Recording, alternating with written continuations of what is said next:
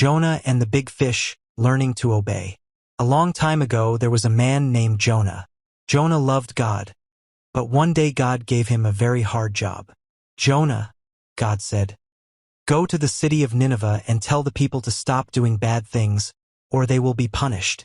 But Jonah didn't want to go to Nineveh. The people there were mean, and Jonah thought they didn't deserve God's forgiveness. So, instead of obeying God, Jonah ran away. Jonah got on a ship headed in the opposite direction.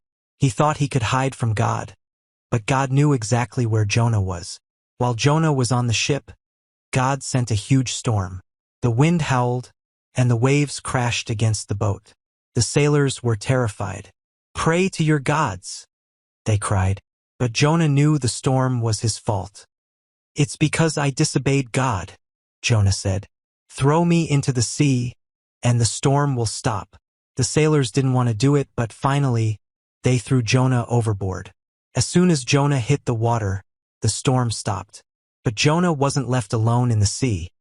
God sent a giant fish to swallow him. Inside the belly of the fish, Jonah prayed, "God, I'm sorry for disobeying you.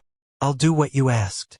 After 3 days and nights, God told the fish to spit Jonah out onto dry land. Jonah was safe. This time, Jonah obeyed. He went to Nineveh and told the people to stop doing bad things and turn to God. The people listened and prayed for forgiveness. God forgave them, and Jonah learned an important lesson. God's love and forgiveness are for everyone. Jonah's story reminds us that we can't run from God. It's always best to obey Him, even when it's hard.